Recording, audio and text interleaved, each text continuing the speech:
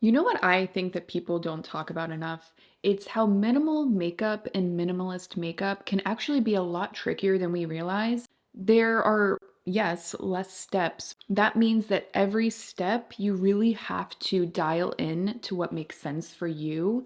And there's not as many steps to kind of correct another step that might have gone wrong. It's really about balance, but also the techniques and the multifunctionality of each of these makeup items. Let's first go ahead and talk about what no one wants to talk about, which is skin prep.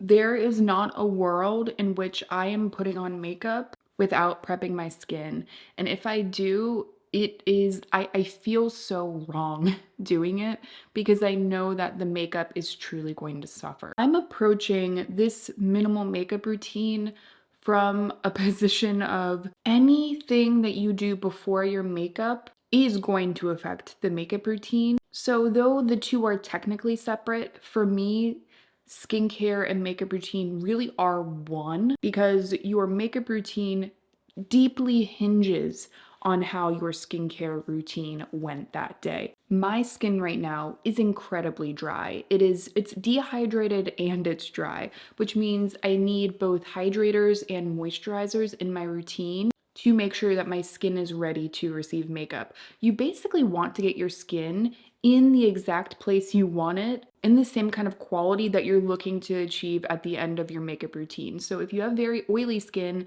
and you start your routine with a very, very glowy base, there's a good chance that you're going to be at a very glowy place at the end of the day. Not to say you shouldn't be moisturizing, but it is important to be looking for products that are going to give you the finish that you want. These are a bunch of different skincare products I want to run through with you guys. Now, there's one that is a big missing piece in here, and it's because I just can't find it. I just recommended it in my best drugstore makeup video, which is the Bioma Milky Toner. Milky toners are where it's at, in my opinion, as far as perfect products to add layers of moisture without a heavy barrier between your makeup and your skincare, because that's when you start to get a lot of pilling when you're dealing with a lot of heavy moisturizers sitting on the skin, going from like the lightest weight to the heaviest weight. The Bioma Milky Toner I think is great for very dehydrated skin,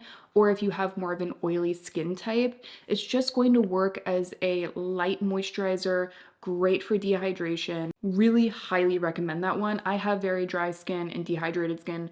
I still love it. I just need to layer it on more. But if you're looking for something a touch thicker, I've loved the Rhode Glazing Milk in the past. I like this one because it adds a lot of moisture, but it's still quite thin. In general, it's more on the thin side as far as milky toners go, but there's still a nice bounce.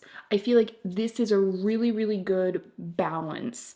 I think a lot of people really enjoy it because it pretty immediately sinks into the skin, and it does feel like a true toner. Like you can see it doesn't lean into like the serum realm, which there are some thicker toners that start to feel more like a serum, like the Hara Hara Wonder Barrier Essence. Hara Hara Wonder, you can immediately tell between that and the Rhode how much longer it takes to run down the hand. Oh my gosh, I have so many moisturizers in my lap right now, but it's thicker and it's glossier on the skin and it has more moisture. So it's just going to depend on what you're looking for. This is a holy grail for me because it just gives such immediate moisture while being so thin. That thinness on the skin is really key for me in makeup. Even the Ilia face-based milk, to me, these are like the same product. This is cheaper,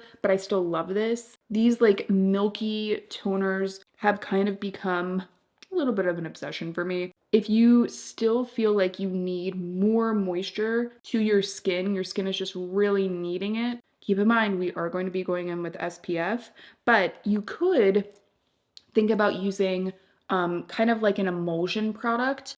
These thicker emulsions, like the Tier Ceramic Milk Ampule, for example, these are even thicker than the milky toners that we talked about, and they tend to have more oils to them. So this has even more glossiness even more radiance, but these products get your skin to a really hydrated, pretty place very quickly. So if you have very dull skin, if you have a lot of dryness, if you just feel an overall sallowness to your skin and you're trying to really add and impart radiance, that, I mean, these will definitely get you there faster. You can't layer them as much though. So, you know, just keep that in mind. I also love the Super Hydrator from U Beauty. It's fantastic. It's just a little bit more expensive. Another option, if you want something more affordable, is the Naturium Barrier Bounce. Love this one. I just feel like it's almost like a more cosmetically elegant Glossier Future Dew, if you guys are familiar with that. But let me give you a quick swatch of this as well. Maybe I'll try it on this hand. So there it is. You can see it almost has like a purple tinge to it, but immediate glassiness. You see that? And my skin feels both nourished and moisturized and also less dehydrated. Think of these almost as like a more cosmetically elegant facial oil. They've emulsified a lot of different ingredients to give them a nice glide and less greasiness. I'm telling you guys, this is game-changing stuff here. Now I need to try and not drop all of these right now. Okay, so I'm quickly prepping my lips. I'm using the Fenty Skin Lip Balm, and I think today, just to give you guys an idea of what like an ampule can do, I'm gonna use the Tier Ceramic Milk Ampule. Again, I really, really like this one because my skin just needs more glow today. I'm just feeling pretty dry. So, are we seeing this, guys? Immediately. It's just going to help all of the makeup glide on so much easier. Our makeup really only looks as good as our skincare will let it. There are some products that I've used, some makeup products that are very forgiving, but I think they're kind of few and far between. Most often, I think the underrated key of a makeup look is the skincare that we're using under it. So here's the skin right after the ceramic milk ampule. Really very glassy, very glowy, but I need that. So if you're left with this kind of finish and you're more oily, you're gonna be needing some powder, you know, throughout the day. So again, it's really about balancing the formula. I would tend to recommend that Bioma Milky Toner rather than something like this. Now we're gonna use some sunscreen. This is a sunscreen I've talked about for literally years. It's the Kiss Me Mommy from Isan. It is a Japanese sunscreen. Now, please subscribe if you guys are interested in Asian sunscreens, if you would like to see more content about them, because I have an upcoming video where I'm trying out a bunch and giving you guys the best options for every skin type. This one, you can see from the texture, the reason I love it is one, no irritation, never irritates my skin or my under eyes, SPF 50, and look at the texture. Very thin, but packs a nice boost of nourishment. I'm telling you, you guys, go back on my channel. I've used this one for years. Never has ever irritated my skin. Layerable as well. And I believe it's also at least water resistant. There are absolutely days where I don't apply anything to my skin if I'm just like not putting on any makeup, but I'm going to put this on. Keep in mind, anything that you put under your sunscreen impacts the overall finish of your sunscreen. So this is looking even glowier because of the ampule. We really have to start thinking about the layers here. So the first layer of skincare is going to affect how the next layer looks. And that layer of sunscreen and skincare is going to affect how our foundation, concealer, all of that looks. But we're not using foundation today. I'm just giving you guys like down and dirty, like true minimalist routine for me. This is definitely a little bit personalized, but you know, it's my channel. So it's gonna be like that a little bit. When we get into makeup, the base in the skin for me is number one. It always has been. It's just always what I have felt. I want my skin to truly sing. If I'm putting makeup on, I truly need it to look better than my skin does right now, or else I would rather not put anything on. That's just kind of always been the way I look at it. So as far as pigment products, as far as coverage, I need that formula to look beautiful on my skin no matter where I'm placing it. This is why I believe that you only really need a concealer to get coverage on the skin, but with the huge caveat that there are some formulas that truly just do not work under the eyes and on the skin. So if you're trying to build a very minimalist routine and you really want something that's working great under the eyes and on the face, but you just can't get it right, look a little bit past and say, maybe my skin truly does need a formula that's different under the eyes and on the face. I think especially when we start aging, that is absolutely the case. One of the only formulas I will do this with is the Kosas Revealer Concealer. This formula truly looks good under my eyes, not just good, beautiful under the eyes, and it actually looks great on my skin itself. It's more of a medium coverage, which I think is great. There's a spreadability to this, so I can really work it across layers of my, or like, not layers of my skin. It's going to work well on wider areas of my skin. I want you guys to really be able to see this. I'm taking and placing the concealer exactly where I need it in this hollow.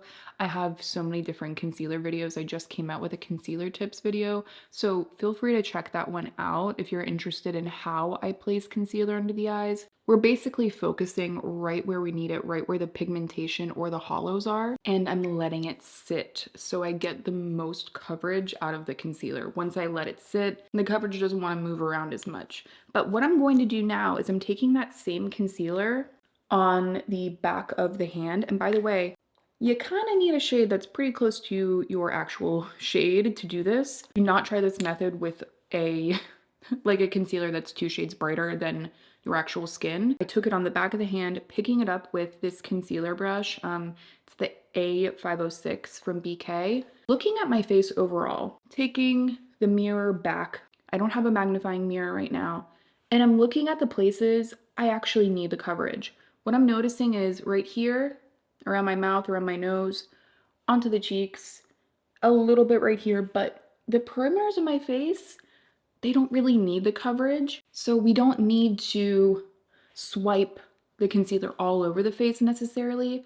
So I'm taking the brush, it's been packed with the product, and just starting to sweep in these areas. Do you see how spreadable that is? It's really, the formula works really, really well for this technique. If you have more dry skin, there's no resistance. Also because of the way we prepped our skin. I have very like blurry lip lines. I have a lot of redness around my mouth. I get hormonal acne. So this whole area is where I tend to want coverage. But again, like on the cheeks, I can take care of that redness with like a thin veil of coverage right here. And what you'll kind of notice when you do this is because I've added this like thin veil of coverage right in like these red areas, I'm not really noticing like that. Like I'm not anymore. And so before I would think, oh, I need a medium coverage, it's not necessarily true. Anyway, so I'm taking that concealer around the nose, swept over this cheek, and it just, I would previously think, oh, I really need to cover that. You're not seeing that mark from this far away, which like normal people are going to be talking to you from this far away. Or you're not going to be this close all day in the mirror. So I'm just pressing some product a little bit up onto the forehead, like just in this area where I tend to get a little bit red. And then you can take the excess and kind of like sweep it around. It's not going to add like a ton of coverage. See how I'm still working from, I have a cat behind me. What cat do I have? Oh, there he is. Casper's decided to join us. By the way, you can absolutely use a finger. Oh my gosh. Can you guys hear Casper eating right now?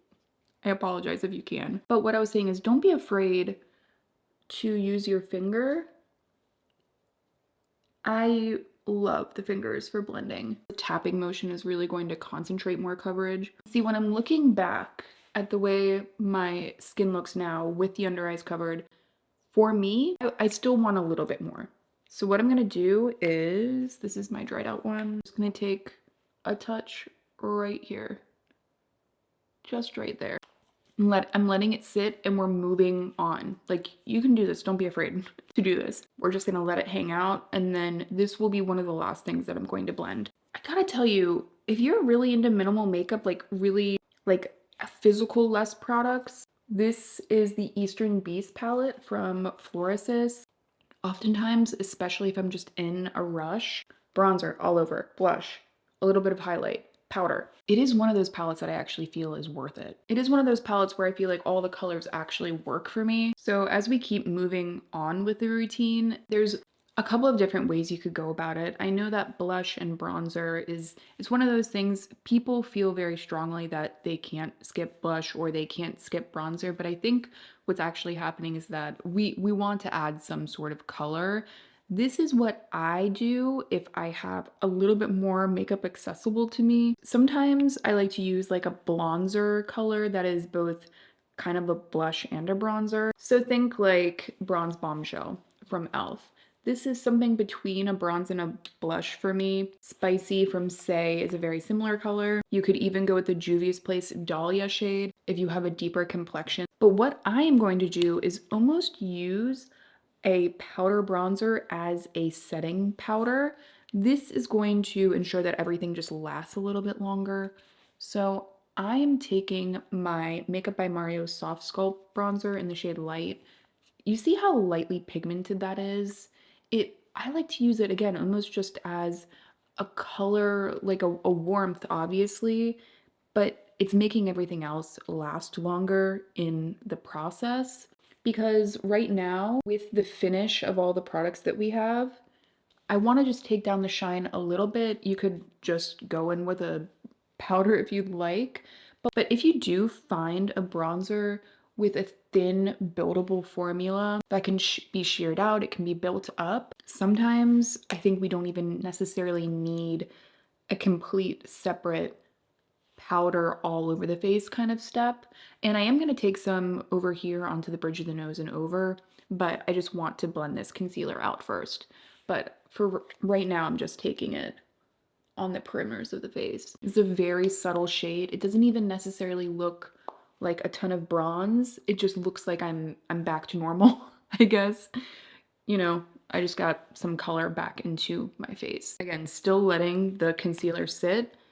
I'm gonna go ahead and do my eyebrows. For me, as of late, I don't know what's going on with my eyebrows. I just feel like there's just a lot of sparseness. I think they're like somehow growing in more in other areas so that it creates like a sparseness, but they are also getting bigger. So I don't know. So I do right now like to take a little bit of pencil through them just to add color where I feel like I need it and to perfect the shape. Not necessarily bulking them up, it's just creating a shape that doesn't feel, I guess, like it's missing something. I also gotta say, I've been really liking, you know, adding my brow product on and then right at the end of my routine, kind of taking a step back at and looking at the entire look and then finessing. So like whether it's the bronzer,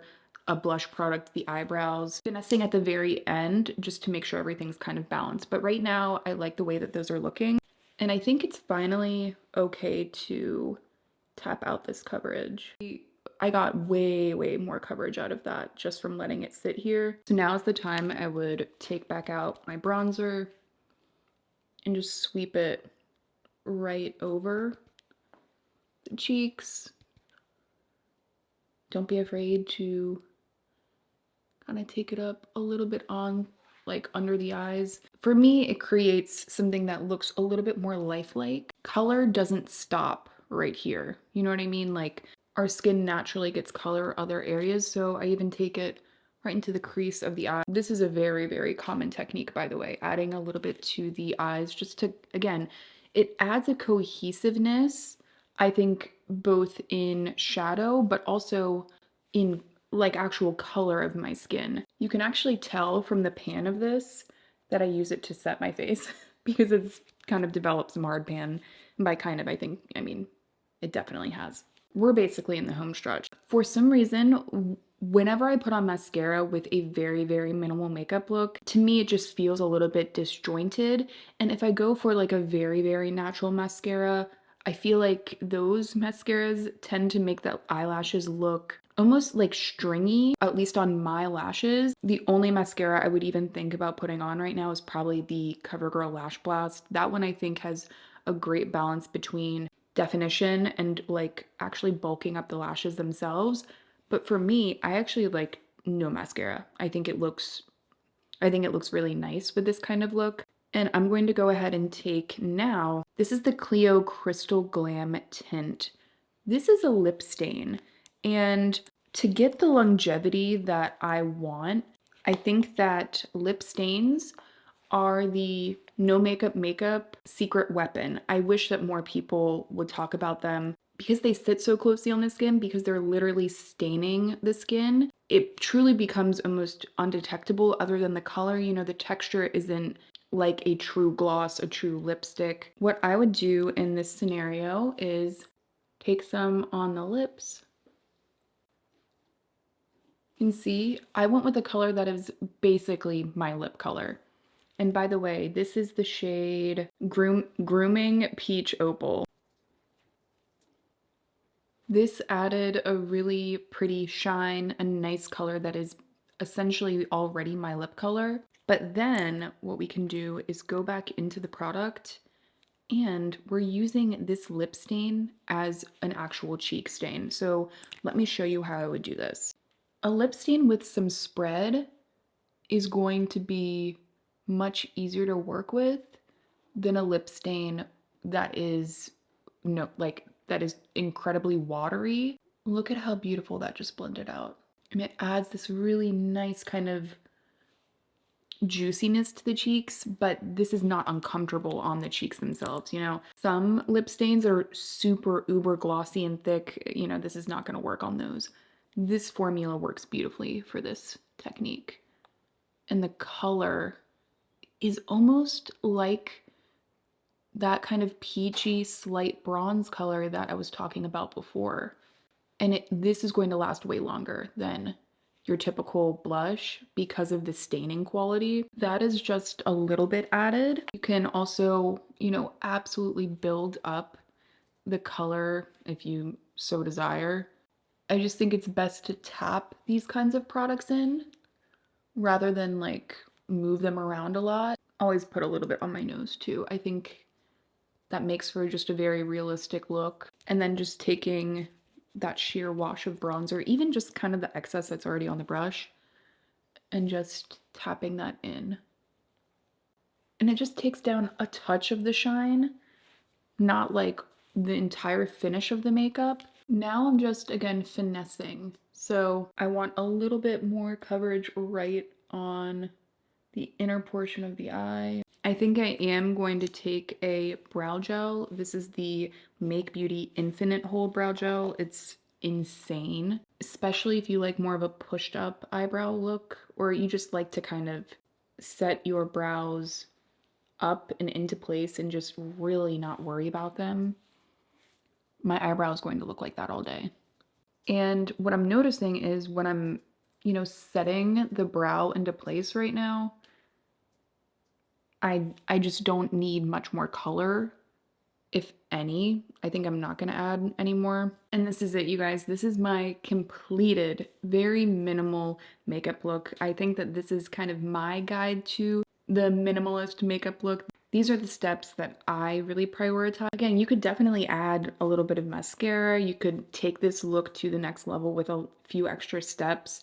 You know, maybe take a setting powder all over the skin. This is the kind of makeup that for me feels like I'm not wearing a lot of makeup, but it also looks like I'm not wearing a lot of makeup. I want to know how you guys do your minimal makeup look, so feel free to leave me a comment down below, and make sure that you are subscribed for that upcoming Asian Beauty sunscreen video. I'm really excited for that one. And I will see you guys in my next one.